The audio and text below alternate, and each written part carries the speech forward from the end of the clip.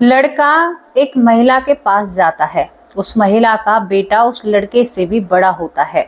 ये लड़का करीबन 4 साल का होता है। इस महिला से कहता है कि इधर आओ, तुम्हारे कान में मुझे जरूरी जानकारी देनी है। ये महिला कहती है, किसका है रे तू और यहाँ पर क्यों आया है? ये कहता है कि मैं किसी का भी नहीं हूँ, मैं तेरा ही हूँ और तुझे एक अहम जानकारी देने के लिए आया हूँ। पहले तो मैं तुझे बताने आया हूँ जो तेरे पति मरे थे ना, जिनके साथ हादसा सभी लोग समझ रहे हैं, वो हादसा नहीं है। और सुन मेरी बात, बहुत सारा सोना, इतना सोना है कि तेरी 7 पीढ़ियों तक बैठकर खाएंगी।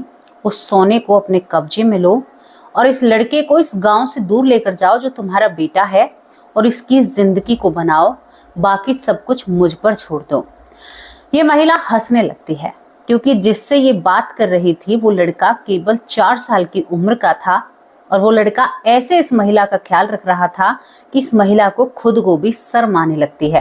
कहती है कि बड़ी ऐसी बातें कर रहा है कि मैं क्या कहूँ तुमसे, और कौन सा सोना, कैसी बात, और मेरे पति के बारे में तुम्हें क्या मालूम है? जब ये लड़का उस महिला को बताता है कि तुम्हारे पति के साथ क्या क्या हुआ, तो इस महिला के पैरों तले जमीन खिसक जाती है, क्योंकि इस महिला का पति संदिग्ध हालत में उसे गोली लगी हुई थी। और यहाँ पर इस महिला को लगा था कि उसके पति बंदूक को साफ कर रहे थे, तब उसे गोली लगी थी। लेकिन ये लड़का सच्चाई और ही कुछ बताता है। कहता है कि इसी गांव के एक व्यक्ति ने उसे मारा है और ये केस तुमने सही से यानी पुलिस वालों को ढंग से नहीं दिया है। दोस्तों, इन बातों को सुनकर वो महिला एकदम से धम से जमीन पर बैठ जाती है। कहती है कि तुम क्या बात कर रहे हो? तुम कैसे जानते हो? तुम्हारी उम्र तो 4 साल है, तुम मेरे पति के बारे में इतना सब कुछ कैसे जानते हो? क्या हुआ था, विस्तार से मुझे बताओ, मैं अपने पति का बदला जरूर लूंगी। दोस्तों, ये पूरी कहानी, ये पूरी घटना आप लोगों को झंझोर कर रख देगी। बड़ा आनंद आने वाला है इस घटना को सुनने में, और थोड़ा सा दुख दर्द भी बहुत होगा, दुख का एहसास होगा, और यहाँ पर कर्मों के बारे में भी आपको बहुत सारी जानकारी मिलेंगी। कैसी जानकारी मिलेंगी आपको ये मैं आगे बताती हूँ। क्या इस घटना की गुत्थी को आप लोग सुलझा हुआ देखेंगे? अगर आपको इस घटना को सुलझा हुआ देखना है तो वीडियो में अंत तक जरूर बने रहना, और इस वीडियो को अंत तक जरूर देखना। चलिए इस घटना की तरफ चलते हैं। घटना की शुरुआत होती है एटा जिले में गंगा किनारे एक नरतोली गांव पड़ता है। नरतोली नाम का गांव पड़ता है। और दोस्तों, इस गांव में एक परिवार रहता है। परिवार में बहुत सारे सदस्य रहते हैं। दरअसल इस परिवार का जो मुखिया होता है, जिसका नाम चंद्रपाल सिंह होता है, चंद्रपाल सिंह की पत्नी होती है अनार देवी। अनार देवी के 3 बेटे होते हैं, यानी अभी तो 2 ही बेटे हैं। एक का नाम रवि भान सिंह है और दूसरे का नाम सहराम सिंह है। अब यहाँ पर जो अनार देवी है वो गर्भवती होती है। गर्भवती होने के बाद यहाँ पर वो कहती है कि अब की बार तो बेटी होनी चाहिए। लेकिन यहाँ पर चंद्रपाल सिंह जी कहते हैं कि वो तो वक्त ही बताएगा, भगवान ही बताएंगे कि बेटा होगा या बेटी होगी। धीरे धीरे गर्भ बढ़ने लगता है। अब मैं आपसे कब की बात कर रही हूँ? मैं आपसे यहाँ पर करीबन मैं 1900 यहाँ पर 73 यानी 1972 की आप लोगों से बातें कर रही हूँ, सन 1972 की। अब बहुत पुरानी बात है। अब यहाँ पर जब 9 महीने पूरे हो जाते हैं, 9 महीने बाद जब ये अनार देवी है एक लड़के को जन्म देती है। जन्म देते ही ये बहुत डरी और सहमी सी खड़ी हो जाती है। क्यों? क्योंकि मैं उस लड़के का निशान बगल में एक फोटो में आपको दिखा रही हूँ। दरअसल ये बच्चा जब पैदा होता है अनार देवी की कोख से, तो इसके सीने पर 2 निशान थे। एक दाएं तरफ था, एक बाएं तरफ था। दोनों ही निशानों के घाव बहुत ज्यादा गहरे थे और वो साफ साफ नजर आ रहे थे। इस बात को देखकर अनार देवी कहती है कि मेरे बेटे के साथ क्या हुआ और ये निशान क्यों है? लेकिन इसका जवाब किसी के भी पास नहीं होता है। अनार देवी अपने बेटे को एक सरकारी अस्पताल में दिखाने के लिए भी लेकर जाती है। जब सरकारी अस्पताल में अपने बेटे को दिखाने के लिए लेकर जाती है तो डॉक्टर कहते हैं कि कोई बात नहीं है, इतनी बड़ी बात नहीं है। अगर ये घाव ना भरे तो हम आपको एक दवाई देंगे, वरना नेचुरल बच्चे की बॉडी में बहुत ज्यादा पावर होती है, वो बहुत जल्दी अपने घावों को भरने में सक्षम होता है। अनार देवी सुनकर बेटे को घर लाकर परवरिश करने लगती है। उसकी जब वो परवरिश करने लगती है तो धीरे धीरे ये लड़का बड़ा होने लगता है। दोस्तों, पंडित जी को बुलाया जाता है। यहाँ पर जो चंद्रपाल सिंह होते हैं वो फूले नहीं समाते हैं कि मेरे घर में 3 लाठियां हो गई, 3 बच्चे मेरे घर में हो गए, बड़ी खुशी की बात है और मैं तो बड़ा प्रसन्न हूँ। पंडित को बुलाया जाता है, पंडित को भोज कराया जाता है और इस लड़के का, जो मैं आपको जन्म बताना भूल गई, 1973 अक्टूबर में ये लड़का पैदा होता है और पंडित के जरिए इसका नाम नरपेंद्र रखा जाता है। नरपेंद्र इसका नाम रखा जाता है और ये लड़का धीरे धीरे नरपेंद्र नाम से बड़ा होने लगता है। जब ये बड़ा होता है तो बड़ा होने के साथ साथ जब ये 2 साल का होता है तो हमेशा सभी को धमकी देने लगता है, गोली से उड़ा दूंगा। कहीं भी जाता तो ये हमेशा सोने और चांदी की चीजों पर इसकी खास निगाह रहा करती थी। अपनी माँ के जेवरों को भी ये इकट्ठा करके रख लिया करता था, क्योंकि इसे जेवर बहुत पसंद थे, यानी बहुत से बहुत ज्यादा पसंद थे। छुपा छुपा कर अपने पास रख लिया करता था। माँ ढूंढती थी, सोने चांदी के जेवर थे तो माँ इसके गाल पर लगाया करती थी, तुझे क्या आदत पड़ी है, तू ऐसी हरकतें क्यों करता है। लेकिन नरपेंद्र जो होता है वो इन हरकतों से बाज नहीं आता है और सभी को धमकी देना, गुस्सा इतना कि माथे पर रखा रहता। मारने की धमकी सबको देता है, जान से मारने की धमकी देता है। और एक और बात कहता है कि मुझे गंगा हर रोज नहाना है। अपने पिता से कहता है, पिता कहते हैं कि तू बावला हो गया है, कौन तुम्हें रोज गंगा स्नान कराएगा। तो ये कहता है कि नहीं, मैं बदलना चाहता हूँ, मैं सुधरना चाहता हूँ। पिता हैरान तरीके से सामने देखता है, अबे तू बिगड़ा ही कब था, अभी तेरी 2-2.5 साल की उम्र है और तू कह रहा है कि मैं सुधरना चाहता हूँ। कब बिगड़ा था, हमने तो कभी नहीं देखा। ये ऐसी अजीब अजीब बातें करता है तो माँ कहती है कि हमारे बेटे पर किसी प्रेत का साया है, तुम ध्यान नहीं देते हो। देखो हमारा बेटा अजीब अजीब बातें करता है, रात को एकदम उठता है और कहता है कि मुझे गोली मार दी, मुझे गोली लग गई, इस तरह की बातें करता है। नहीं, मैं तो फलाने बाबा पर अपने बेटे को झाड़ा लगवा कर आऊंगी, मैं नहीं मानूंगी। ये बार बार जगह जगह अपने बेटे को घुमा रही थी और उसका झाड़ा लगवा रही थी। दोस्तों, हैरानी भरी बात थी, लेकिन इन सब चीजों से कोई फर्क नहीं पड़ता है, कुछ भी नहीं होता है और यहाँ पर सब कुछ ऐसे की ऐसे ही बना रहता है। इसके बाद क्या होता है, इसके बाद ये जब हालात नहीं सुधरते हैं और ये लड़का जब और बड़ा होने लगता है तो ये और ज्यादा घर वालों को परेशान करता है। एक दिन इसके बाबा बैठे हुए होते हैं, यानी यहाँ पर चंद्रपाल सिंह जी बैठे हुए होते हैं। तभी यहाँ पर इसकी 3.5 साल उम्र हो जाती है। 3.5 साल की उम्र में ये अपने बाबा के कंधे पर जैसे यहाँ से यहाँ तक हाथ रखकर कहता है कि और चंद्रपाल, तुम ठीक ठाक तो हो ना, तुमसे ज्यादा मुलाकात नहीं हुई। अब यहाँ पर चंद्रपाल हैरान, अरे भाई मेरा ही बालक है और मुझसे ही कह रहा है कि तुमसे ज्यादा भेंट नहीं हो पाई, क्या बात है बेटा, ऐसी बातें क्यों कर रहा है। तो यहाँ पर ये एक पैर को दूसरे पैर पर रखकर कहता है अपने बाप से, अपने पिता से, अरे तुम मुझे जानते नहीं हो, मैं तुम्हारा ही गांव का रहने वाला रामदयाल हूँ, पता है मैं लोगों को मार दिया करता था गोली से, तुम्हें नहीं पता, मैंने बहुत लोगों को मारा है और बहुत लूटपाट की है, तुम्हें नहीं पता। जैसे ही पिता इस शब्द को सुनता है, जो रामदयाल शर्मा है वो हैरान हो जाता है। हैरान भरी सुनकर कहता है कि रामदयाल, तू कैसे रामदयाल को जानता है। ये कहता है कि मैं जानता हूं, मैं खुद रामदयाल हूं, मैं रामदयाल हूं, मैं यहां पर आया हूं तेरे घर पर। पिता की सिट्टी बिट्टी कुल हो जाती है, सोचने पर मजबूर हो जाता है। पूरी रात भर एक पिता रामदयाल को, यानी यहाँ पर चंद्रपाल सिंह को नींद नहीं आती है। वो अपनी पत्नी से रात के वक्त इन बातों को साझा करता है अनार देवी से कि तुम्हारा बेटा ऐसे ऐसे जो हमारे गांव का डाकू था, ये कहता है कि मैं रामदयाल हूँ। अब पत्नी बैठकर चारपाई पर बैठ जाती है। हाँ जी, ये बातें तो मुझे भी लग रही हैं, मेरे सोने चांदी के आभूषणों को ये चुरा कर रख लेता है, हमेशा गोली और बंदूक और बारूद की बात करता है, लोगों को मारने की बात करता है, लोगों को लूटने की बात करता है, कुछ ना कुछ बात है, बेटे से पूछने होंगे। 3.5 साल का बेटा रास्ते में भी ऐसे चला करता था कि मानो जैसे कोई दबंग व्यक्ति आ रहा हो। अब सोच कर देखिए 3 साल का बच्चा अच्छा ही टॉर में चले तो लोग कहेंगे कि घनी गर्मी आ रही है तुम्हारे अंदर। दोस्तों यही सब कुछ होता रहता है। यही सब कुछ के चलते दूसरे दिन सूरज उगता है और सूरज उगने के साथ साथ माँ बाप की बेचैनी बढ़ने लगती है। बेचैनी बढ़ती है। अब यहाँ पर जो नरपेंद्र था इससे बिठाया जाता है और कहा जाता है कि भैया हमें ये बताओ कि ये मामला क्या है, तुम हमारे गांव के कुख्यात डाकू को कैसे जानते हो और क्या तुम्हारा उससे रिश्ता है। तो यहाँ पर ये लड़का हंसने लगता है। डर तो इसके अंदर कहीं था ही नहीं। हंसकर कहता है कि अरे वाह बाबूजी, आज आपने भला पूछ ही लिया। अरे मैं ही तो यहाँ पर रामदयाल हूँ, जो कुख्यात डाकू जिसे आप बता रहे हैं मैं ही तो हूँ। वो कहता है तू कैसे हो सकता है। अब ये बताता है पूरी हकीकत।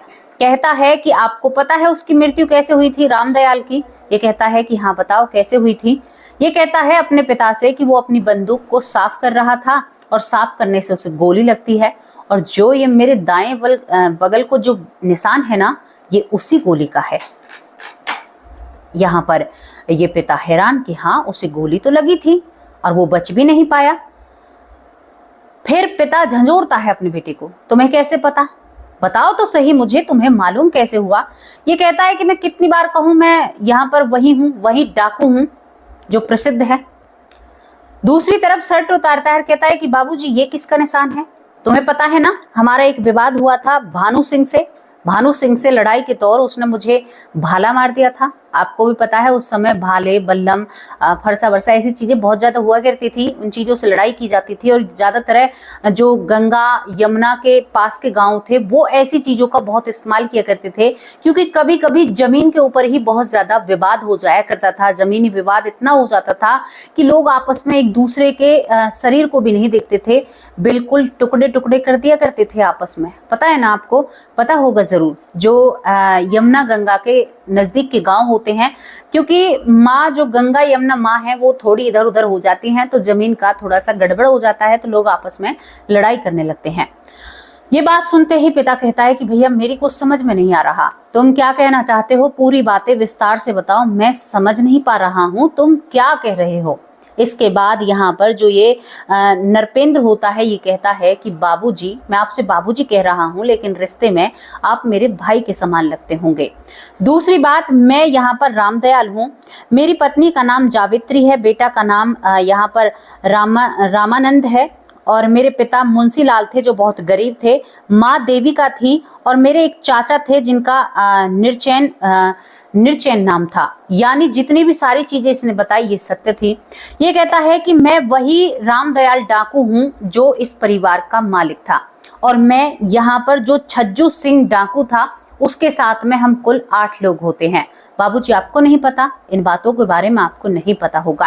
अब यहाँ पर ये नरपेंद्र कहता है कि उसके बाद हम सभी साथ में रहते हैं, हर गांव को हम लूटते हैं, गांव में जो अमीर दिखता है, पहले ये भी रिवाज था कि चिट्ठी डालकर चोरी की जाती थी, कि भाई पहले ही सेठ को आगाह कर दिया कि आज हम चोरी करेंगे, तुम में दम हो तो रोक लो, रोक सको तो इसी तरह से हम 8 लोगों का जो ग्रोह था वो चोरी करता था। और दोस्तों पहले प्रशासन या कानून का इतना शिकंजा नहीं था जितना आजकल आपको देखने को मिल जाता है। तो यहाँ पर ये कहता है कि पिताजी मैं छज्जू सिंह के साथ बहुत चोरी किया करता था। छज्जू भी एक माना जाना डाकू होता है। पिताजी हम ये सब कुछ करते रहते हैं। अब एक दिन हम दोनों ने बहुत सारा सोना चांदी इकट्ठा कर लिया था। उसके बाद आपको पता होगा कि इसी गांव का रहने वाला भानु सिंह जिससे हमारी लड़ाई होती है, मैं वही छज्जू सिंह होता हूँ। भाला मुझे लग जाता है लड़ाई के दौरान, ये निशान मैंने आपको बताया, वो वक्त भी निकल जाता है, लेकिन मुझे भानु सिंह बिल्कुल एक आंख नहीं बाता है। उसके बाद ये बताता है कि हम एक दिन चोरी कर रहे थे, तो हम पहले चिट्ठी डाला करते थे तो उन लोगों को पता था, लेकिन उन लोगों ने भी यानी बंदूक अपने पास रख रखी थी। जैसे ही हम उस गांव में चोरी करने के लिए प्रवेश करते हैं, वो लोग हमें चारों तरफ से घेर लेते हैं, और उस दिन मुझे मृत्यु नजदीक से दिखाई दी थी। मैंने सोच लिया था कि आज अगर मैं जीवित बच गया तो मैं जिंदगी में कभी भी चोरी नहीं करूंगा। 3.5 साल का बच्चा इतनी विस्तार से इन सारी बातों को बता रहा था। ये बात बहुत ही आश्चर्यजनक बात लगती है। दोस्तों यहाँ पर जब ये सारी बातें होती है तो ये कहता है कि उस दिन मैं वहां से निकल जाता हूँ, बच जाता हूँ। मैं और छज्जू सभी सोचते हैं कि शायद हमारे गुनाहों का घड़ा भर चुका है। अगर अब अपने आप को नहीं सुधारा तो शायद मेरी मृत्यु हो सकती है। और उसी हादसे ने मेरे जीवन को बदल दिया। उस दिन से मैं चोरी बंद कर देता हूँ। मैंने इतना धन लूट लिया था कि मैं जीवन भर बैठ के खा सकता हूँ। यहाँ पर अपने पिता को बता रहा था, चंद्रपाल सिंह को, नरपेंद्र सिंह, और कहता है कि उसके बाद पिताजी मैं अच्छी खासी जिंदगी जीने लगता हूँ। फिर मैं, आपको पता है कि मैं एक अच्छा इंसान बनने की कोशिश करता हूँ। ये अच्छा इंसान बनने की शुरुआत करता है। भजन ध्यान में इसका मन लगने लगता है। जो डाकू था, बुरे कर्म करता था, बुरे काम करता था, वो भजन ध्यान करने लगता है, भगवान की आराधना करने लगता है। तो ये कहता है कि आपको पता है मैं गंगा नहाने, स्नान करने के लिए जाया करता था, तभी तो मैं आपसे कहता हूँ आप मुझे गंगा स्नान ही नहीं कराते हो। तो मैं जब मरता हूँ उससे एक दिन पहले गंगा नहाने के लिए जब मैं जाता हूँ तो मैं आपकी बैठक में थोड़ी देर विश्राम करता हूँ। याद कीजिए कि रामदयाल शर्मा आपकी बैठक में थे ना उस दिन, मरने से एक दिन पहले। तो एकदम से चंद्रपाल सिंह को याद आ जाता है, क्योंकि चंद्रपाल सिंह का रामदयाल शर्मा से कोई लेना देना नहीं था। वो बिल्कुल दूर रहते थे। हाँ, पता था कि गांव का व्यक्ति है, गांव का इंसान है, लेकिन एक दिन वो बैठक पर आ जाता है तो जो लोग बुरी प्रकृति के होते हैं उन्हें उठाकर भी दूर नहीं किया जा सकता। अब यहाँ पर ये कहता है कि मैं उस दिन आपकी बैठक पर विश्राम करता हूँ और फिर गंगा नहाकर अपनी पूजा पाठ में लग जाता हूँ। दूसरे दिन मैं अपनी बंदूक को साफ करता हूँ, बंदूक में गोलियां भरता हूँ और वो गोली अचानक से मेरी तरफ चल जाती है और वो गोली मेरे सीने को पार कर देती है। मेरे फेफड़े से सांस नहीं आता है और कुछ ही देर में मैं अपना दम तोड़ देता हूँ। लेकिन जब ये खबर फैलती है तो शायद उस भीड़ में जब लोग मुझे देख रहे थे, मैं अपने मरे हुए शरीर को देख रहा था, तो वहां पर आप भी खड़े थे, आप भी वहां पर देख रहे थे। क्या पिताजी आप वहां पर गए थे? तो यहाँ पर जो चंद्रपाल होता है उसका दिल और दिमाग काम करने से बंद हो जाता है, क्योंकि वो भी सुनकर देखने के लिए गया था कि एक डाकू की मृत्यु कैसे होती है। यहाँ पर ये बताता है कि पिताजी मैं अपने शरीर को छोड़कर आपके साथ आपके घर आ जाता हूँ, और जब मैं आपके घर आता हूँ तो मैं आपकी पत्नी के पेट में यानी गर्भ में प्रवेश करता हूँ। हैरानी भरी बात थी दोस्तों, यहाँ पर हैरानी भरी बात थी। जो ये सत्य सबके सामने रख रहा था, इस पर वर्जीनिया यूनिवर्सिटी ने बहुत बड़ी रिसर्च की थी। भारत के 3 ऐसे केस हैं जहां पर वर्जीनिया यूनिवर्सिटी, जो अमेरिका की सबसे बड़ी यूनिवर्सिटी है, उसने इन चीजों पर रिसर्च की थी और ये रिसर्च उन लोगों के जरिए ही आज तक जीवित है। अब यहाँ पर ये कहता है कि मैं आपकी पत्नी के पेट में गर्भ में प्रवेश कर जाता हूँ, उसके बाद मेरा जन्म होता है और जन्म से ही मुझे एक एक बात याद है। अब आप एक काम करो, मैंने आपको पूरी जानकारी दे दी, क्योंकि ये दबंग टाइप था, छोटी सी उम्र में ही कहता है कि मुझे मेरी पत्नी से मिलना है। अच्छा भाई, पत्नी को मिलकर मोह जो जाल था ना, वो अब भी नहीं हटा था। पत्नी से मिलकर पत्नी को करोड़पति बनाने के चक्कर में था ये लड़का। मैं आपको बताती हूँ कैसे। अब इस 3.5 साल की उम्र में, जो करीबन थोड़ी ही दूर यहाँ पर जिस डाकू का मैं जिक्र कर रही हूँ, रामदयाल का, जो छज्जू सिंह का बहुत कहते हैं कि एक हाथ था। अब ये अपनी पत्नी के पास पहुंच जाता है जिसका नाम जावित्री होता है। अपने बेटे को देखकर आंखों में आंसू भर लाता है। पूरे गांव में जब ये खबर फैलती है तो सब लोग कहते हैं कि भाई अब तो नरपेंद्र भी दोबारा डाकू ही बनेगा। तो यहाँ पर ये लड़का धमकाता है सभी को, क्यों? जब मैंने डाकू होते हुए डाकूगिरी छोड़ दी तो अब मैं डाकू क्यों बनूंगा? भीड़ जमा होकर सब कुछ देख रही थी। तभी सब लोग काफी देर तक देखते हैं, फिर क्या देखें, एक ही गांव का मामला था। दरअसल ये डाकू भी इसी नरतोली गांव का था जो गंगा किनारे था। अब ये सभी लोग चले जाते हैं तो अपने पिता से कहता है, चंद्रपाल सिंह से, कि बाबूजी आप यहाँ से चले जाइए और मैं अपनी पत्नी से जरूरी बातें कर रहा हूँ। पत्नी को समझ में नहीं आ रहा था। इसने हर चीज को बता दिया था कि यहाँ पर मुझे गोली लगी थी, इतने लोग यहाँ पर खड़े थे, यहाँ पर मेरे पिता खड़े थे, जो मेरे अब फिलहाल पिता हैं। इसने सब कुछ, अपने माँ बाप को, सबको पहचान लिया था। बेटे को पुचकारा था, एक ही बेटा होता है। दोस्तों, इसके बाद ये सारी जानकारी देने के बाद पति को एहसास होने लगता है, लेकिन पत्नी को कमरे के अंदर ले जाकर कहता है कि सुनो भाग्यवान, मेरे पास बहुत सोना है, बहुत सोना चांदी है जो मेरे हिस्से का है, और मैंने फलानी जगह पर, मतलब जंगल के अंदर दफना रखा है। और तुम एक काम करो, सोने को लेकर इस गांव से निकल जाओ, क्योंकि मेरी जो भानु सिंह से दुश्मनी है वो तुम्हें परेशान कर सकती है। पत्नी ये सुनती है और दोस्तों, सुनने के बाद कुछ लोग कहते हैं कि सोना दिया था या नहीं दिया, लेकिन उसके बाद यहाँ पर 1973 के बाद 1900 यहाँ पर आपको बताऊं मैं 1990 में, यानी 73 के बाद ये सारी बातें होती हैं। पत्नी उस सोने चांदी को मिलता है या नहीं मिलता, पत्नी को पूरा यकीन हो जाता है, ये अपनी पत्नी से मिलता जुलता रहता है। लेकिन 1990 में यहाँ पर जो जावित्री होती है अपने बेटे सोमनाथ के साथ, यहाँ पर सोमनाथ या अपने बेटे के साथ, यानी जो डाकू का बेटा था रामदयाल का, रामानंद के साथ, हाँ सोमनाथ में गलत नाम ले रही थी, रामानंद के साथ इस गांव को छोड़कर बाहर रहने के लिए चली जाती है। यानी सोना कहीं ना कहीं उसे मिला था। लेकिन दोस्तों एक बहुत बड़ा झटका नरपेंद्र सिंह को लगता है, क्योंकि वो काफी उम्र का हो गया था लेकिन पत्नी से और बेटे से मोह गया नहीं था। और यहाँ पर कुछ लोग कहते हैं कि जावित्री इस लड़के को देखकर रोती थी, अपने पति को याद करती थी, शायद इसीलिए वो चली गई थी यहाँ से। कुछ लोग कहते हैं कि पति ने सोना चांदी दे दिया होगा, इस वजह से यहाँ से गई है। दोस्तों जब ये 4.5 साल की उम्र में होता है, जिसका नाम यहाँ पर नरपेंद्र सिंह होता है, तो इसकी मुलाकात यहाँ पर उस छज्जू सिंह से भी होती है, जो छज्जू सिंह इसका साथी रहा था हर बुरे कामों में। तो ये उससे भी लिपट जाता है, यार मैं तेरा दोस्त हूँ, हमने फलानी जगह चोरी की, हमने ढिकरी जगह डाका डाला, हमने वहां पर ऐसा किया। देखो ऐसा भी हो जाता है। इससे मिलने के बाद यहाँ पर दोस्तों वक्त निकलता है 1990 में। जैसे ही यहाँ से माँ बेटा पलायन करते हैं, यानी और जगह जाते हैं, वैसे ही यहाँ पर रामदयाल जो डाकू था, जिसने दूसरा जन्म नरपेंद्र सिंह के रूप में लिया था, उसके बेटे रामानंद को कोई गोली मार देता है। ये खबर सुनते ही नरपेंद्र जो होता है उसके पैरों तले जमीन खिसक जाती है। वो अपने बेटे को देखने के लिए पुलिस चौकी जाता है, जहां पर उसके बेटे के शव को रखा जाता है। वो टूट जाता है, घुटनों पर बैठकर विलाप करता है, बेटा मेरी दुश्मनी को आज तुझ पर खत्म हुई है, तुम्हें खा गए वो लोग जो मेरी दुश्मनी थे।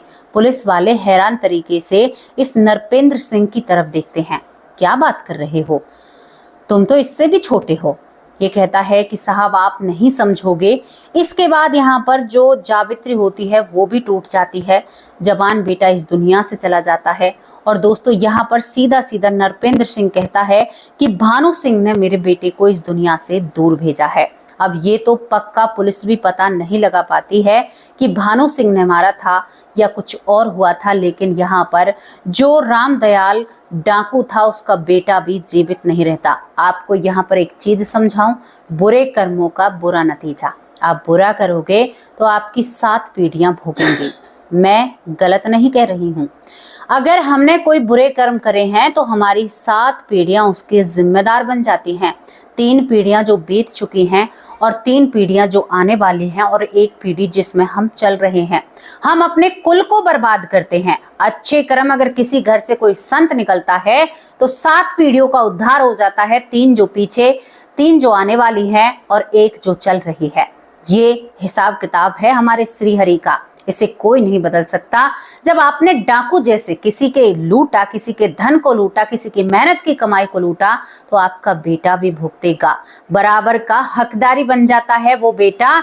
जिस तरह से पाप करके जो धन बेटे को खवाया, एक पिता पापी बनता है, तो कहते हैं उस धन का प्रभाव उस बेटे पर भी पड़ता है और उसे अपनी काया से वो चुकता करना पड़ता है। चाहे आप मानो या ना मानो, ये बातें 100% सत्य हैं। ये सच्ची वो घटना है जिसे सुनकर शायद हमारा अंतरात्मा हिल जाती है। हम सोचने पर मजबूर हो जाते हैं कि भैया हम कितने बुरी चीज में डूबे हुए हैं। हम इन चीजों को देखकर भी यहाँ से निकलना नहीं चाहते हैं। हम इस माया भरे जाल में बड़े खुश और प्रसन्न रहते हैं। बड़ी सीख देने वाली घटना है, इससे जरूर सीख लीजिएगा। यहाँ पर आपको एक और बात बता दूं, जो रामदयाल शर्मा जो डाकू था, उसका जन्म 1923 में हुआ था, रामदयाल शर्मा का जन्म, और दोस्तों उनकी मृत्यु यहाँ पर 1972 में हो जाती है। सोचकर देखिए वो एक व्यक्ति के साथ आकर कैसे गर्भ में प्रवेश करता है। मैंने आत्माओं के बारे में आपको बहुत कुछ जानने को दिया है, जानने को बताया है, और जितनी भी मैं घटनाएं लेकर आती हूँ शायद इस तरह से सच्चाई कोई भी किसी के सामने नहीं रखता जिस तरह से मैं आप लोगों के सामने सच्चाई रखती हूँ। तो दोस्तों ये सच्ची घटना थी, कैसी लगी आपको अपने इसके बारे में अपनी राय जरूर बताना। यहाँ पर रवि भान सिंह, सहराम सिंह अपने नरपेंद्र भाई का बहुत ध्यान रखते हैं, क्योंकि कहते हैं भानु सिंह ने लड़ाई की जो रंजिश थी वो पीछे तक यहाँ पर रवि भान सिंह और सहराम सिंह और यहाँ पर नरपेंद्र सिंह से यानी रखी थी, जारी रखी थी। सोचने वाली बात है, दूसरे जन्म तक वो लड़ाई कायम रहती है। कमाल की बात है, बहुत हैरानी भरी बात है। कैसी लगी आप लोगों को ये स्टोरी, अपनी राय कमेंट बॉक्स में जरूर रखना। अब मेरे प्यारे परिवार की बारी है, जो मेरा परिवार मेरा साथ देता है, मेरे लिए कमेंट करता है, मेरे लिए अपना कीमती वक्त निकालता है और मुझे बेटी, बेटा, लाडो, बिटिया रानी कहकर संबोधित करता है। तो यहाँ पर पहला नाम है गीता उपाध्याय। बहुत बहुत धन्यवाद गीता उपाध्याय, मेरी प्यारी बहन, कैसी हो आप? सरयू बाला बहन, कैसे हो आप? हरीश, बहुत बहुत धन्यवाद। सुमन देवी, बहुत प्यारी बहन है। लखन पाल सोनी, बहुत बहुत धन्यवाद। ललिता माँ, कैसे हो? हरियाणा से हैं। वंदना चंदेल, बहुत बहुत धन्यवाद। महेंद्र पांचाल, बहुत बहुत धन्यवाद। ज्ञान तारा सरस्वती, ज्ञान का भंडार। विनोद भाई, बहुत बहुत धन्यवाद। पुष्पा पांडे, बहुत अच्छी बहन है। श्याम सुंदर, बहुत बहुत धन्यवाद। नीलम विश्वकर्मा, बहुत बहुत धन्यवाद। शकुंतला, बहुत अच्छी बहन है। रीता देवी, बहुत बहुत धन्यवाद। यश, बहुत अच्छे कमेंट करते हैं। प्रवेश भाई, बहुत बहुत धन्यवाद। सीता मौर्य, मेरी बहुत प्यारी माँ है। मधुपमन, मेरी बहुत प्यारी माँ है। बिमला दलाल, मेरी बहुत अच्छी माँ है। यशवंती माँ मुझे बहुत लाड करती हैं। हनी राव भाई, कैसे हो आप? बहुत बहुत धन्यवाद। सीता शर्मा, जो मेरी बहन है, जो मुझे बहुत अच्छे से फॉलो करती हैं, बहुत बहुत धन्यवाद। मीनू बाला, बहुत बहुत धन्यवाद। हरीश नारायण, बहुत बहुत धन्यवाद। पिंकी बहन, कैसी हो? रमन जी, बहुत बहुत धन्यवाद। संतोष चौधरी, बहुत बहुत धन्यवाद। अरविंद पांडे, बहुत बहुत धन्यवाद। शशि अग्रवाल, बहुत बहुत धन्यवाद। तारा देवी बहन बहुत अच्छे कमेंट करती हैं। डॉक्टर सुरेश सोनी, मेरे भाई हैं, बड़े भाई हैं, बहुत साथ देते हैं। हिमांशु सोनी मेरा भतीजा है। मिष्टी सोनी मेरी भतीजी हैं, बहुत प्यारे बच्चे हैं। किरण वालिया, बहुत बहुत धन्यवाद। राजा राम भाई, कैसे हो आप? और हमारे नन्हे मुन्ने शैतान कैसे हैं? यहाँ पर मंजू चौधरी बहन, कैसी हो आप? और आपके और मेरे प्यारे 2 बच्चे कैसे हैं? जयश्री सोलाटू, बहुत बहुत धन्यवाद। यहाँ पर सीता राम, बहुत बहुत धन्यवाद। योग माया साहू, बहुत अच्छे कमेंट करती हैं। तुलसी शर्मा, बेटी कहकर बुलाते हैं। गंगा दीप, बहुत बहुत धन्यवाद। शिवंग वर्मा, बहुत बहुत धन्यवाद। अनिल व्यास, बहुत अच्छे कमेंट करते हैं। बबीता सिंह दिल्ली से, बहुत बहुत धन्यवाद। यहाँ पर केवी ज्यादा राजकोट, बहुत अच्छे कमेंट करते हैं। सुरेंद्र पाल कौर, यानी मेरी बहन विदेश से मुझे देखती हैं। मीनू मिश्रा, बहुत बहुत धन्यवाद। योगेश कुमार, बहुत बहुत धन्यवाद। अंजलि बहन, कैसी हो? यशवंती माँ, बहुत बहुत धन्यवाद। यहाँ पर ललिता बहन बहुत अच्छे कमेंट करती हैं। ललिता माँ अलग हैं और ललिता बहन अलग हैं। पिंक दीपक कुमार, बहुत बहुत धन्यवाद। विक्रमजीत, बहुत बहुत धन्यवाद। नारायण स्वरूप, बहुत अच्छे कमेंट करते हैं। यहाँ पर ऐश्वर्या माँ, कैसे हो आप? राधा मिश्रा, बहुत बहुत धन्यवाद। बिटिका बॉस, बहुत बहुत धन्यवाद। गीता उपाध्याय, यानी ये भी बहुत अच्छे कमेंट करती हैं। यहाँ पर गुलाब मालविया, बहुत बहुत धन्यवाद। प्रीति, बहुत अच्छे कमेंट करते हैं। सुनील सैनी, बहुत बहुत धन्यवाद। अंजना कुमारी, बहुत बहुत धन्यवाद। महेंद्र दीक्षित भाई, कैसे हो? शुभंगी रायकर, बहुत बहुत धन्यवाद। आनंद धम, बहुत बहुत धन्यवाद। पूरा परिवार बहुत अच्छे कमेंट करता है। सीमा अरोरा दिल्ली से, मेरी बहुत प्यारी बहन है, बड़ी बहन है, बहुत अच्छे कमेंट करती हैं, ढेर सारा प्यार मुझे देती है। थैंक यू मेरी प्यारी बहन, आप बहुत अच्छे कमेंट करती हैं, बहुत बहुत धन्यवाद आपका। वंदना चंदेल, बहुत प्यारी बहन है, माँ के समान मैं उन्हें मानती हूँ, वो भी बहुत अच्छे कमेंट करती हैं। अब जो भी परिवार के सदस्य रह गए हैं, प्लीज़ बुरा मत मानना, बहुत सारे नाम हो जाते हैं। अब आप लोगों से विदा लेने की कोशिश करती हूँ। कल हाजिर होंगे एक सच्ची और अच्छी स्टोरी के साथ, और आपको ये स्टोरी कैसी लगी अपनी राय कमेंट बॉक्स में ज़रूर रखना। नमस्कार, जय हिंद, जय भारत।